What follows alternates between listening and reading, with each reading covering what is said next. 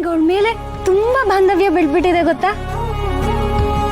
ನನಗೂ ಅವಳ ಬಿಟ್ಟು ಹೋಗೋಕ್ಕೆ ಮನಸ್ಸೇ ಇರಲಿಲ್ಲ. ಅಶ್ಲಿ ನಿನ್ನ ಈ ಕನ್ಸರ್ನಿಂದಾನೇ ಅನ್ಸುತ್ತೆ ಅವಳಿಗೆ ಹತ್ರ ಆಗ್ತಾ ಇರೋದು. ನಿಮ್ಗೂ ಹತ್ರ ಆಗ್ತಾಳೆ ಬಾಸು, ಚಿಂತೆ ಮಾಡಬೇಡಿ. ನಾನು ಹಾಗೆ ಅಂದ್ಕೋತೀನಿ. ಈತ ಇನ್ನೇ ನನ್ನ ಹತ್ರ ಆಗ್ತಾ ಇದಲ್ಲ ಅಂತ ಅನ್ಕೊಳ್ಬೇಕು ಅನ್ನೋಷ್ಟೊತ್ತಿಗೆ ಮತ್ತೆ ದೂರ ಆಗ್ಬಿಡ್ತಾಳೆ.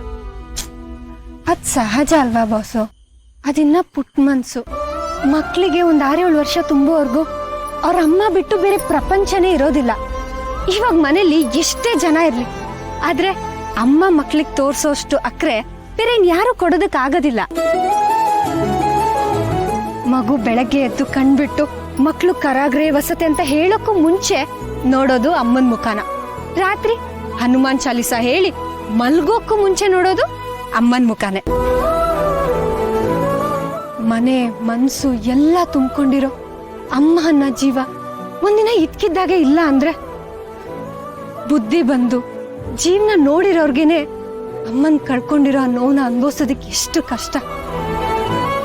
ಅಂಥದ್ರಲ್ಲಿ ನಮ್ ಪುಟ್ಟ ಮೇಡಮು ಎಷ್ಟು ಪುಟ್ಟ ಜೀವ, ಅದಕ್ಕೆ ಎಷ್ಟು ಘಾಸಿ ಆಗಿರಲ್ಲ. ಮೊದಲನೇ ಹೆಜ್ಜೆ ಇಟ್ಟಾಗ ಖುಷಿ ಪಟ್ಟಮ್ಮ ಈಗ ಮಗು ಎಡು ಬಿದ್ದಾಗ ಎತ್ತಕ್ಕೂ ಇಲ್ಲ ಅಂದ್ರೆ ಆ ಮಗುಗ್ ನೋವಾಗಲ್ವಾ ಬಾಸು. ಆ ಮಗು ಮೊದಲನೇ ಸಲ ತೊದಲ್ ನುಡ್ದಾಗ ಮುದ್ದಾಡಿದ್ದಮ್ಮ ಈಗ ಮಗಳು ಮಾತೇ ಆಡ್ತಿಲ್ಲ ಅಂದ್ರು ಮಾತಾಡ್ಸೋಕಿಲ್ಲ ಅಂದ್ರೆ ಆ ಮಗುಗ್ ನೋವಾಗಲ್ವಾ ಬಾಸು.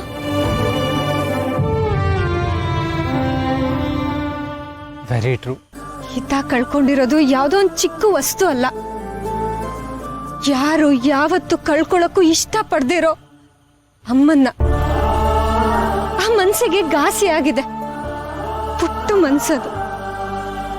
ಅವಳಿಗೆ ಸಮಯ ಬೇಕು ಅಲ್ವಾ. ಎಸ್, ಆದ್ರೆ ಇನ್ನು ಎಷ್ಟು ಟೈಮ್ ಬೇಕಾಗ್ಬೋದು? ಬಾಸು, ಇವಾಗ ನೀರ್ ನಿಮ್ಗೆ ಹೇಗ ಅನ್ಸ್ತಿದೆ? ಈಗ್ಲೂ ತಣ್ಣಗ ಅನ್ಸ್ತಿದ್ಯಾ? ಇಲ್ಲ ಇಲ್ಲ, ಇವಾಗಿನ ತಣ್ಣಗೆ ಅನಿಸ್ತಾ ಇಲ್ಲ. ನೀರಿಗೆ ಅಡ್ಜಸ್ಟ್ ಆಗಿದೆ. ನಾನ್ ಹೇಳಿದ್ದು ಅದನ್ನೇ ಬಾಸು. ಅದ್ರ ಪಾಡಿಗೆ ಅದ್ ಬಿಟ್ರೆ ಎಲ್ಲ ಹೊಂದ್ಕೊಳ್ಳುತ್ತೆ. ಯಾವ್ದಕ್ಕೆ ಆಗ್ಲಿ ಹೊಂದ್ಕೊಳ್ಳೋಕೆ ಸಮಯ ಕೊಡ್ಬೇಕು. ಸಮಯ ಕೊಟ್ರೆ ಎಲ್ಲ ತನಗ್ತಾನಾಗೆ ಸರಿ ಹೋಗುತ್ತೆ. ನಾವ್ ಯಾವತ್ತೂ ಒತ್ತಾಯ ಮಾಡಕ್ ಹೋಗ್ಬಾರ್ದು. ಬಲವಂತವಾಗಿ ಯಾವುದನ್ನೇ ಪಡ್ಕೊಂಡ್ರು ಅದ್ ತುಂಬಾ ದಿವಸ ನಮ್ ಜೊತೆ ಇರೋದಿಲ್ಲ.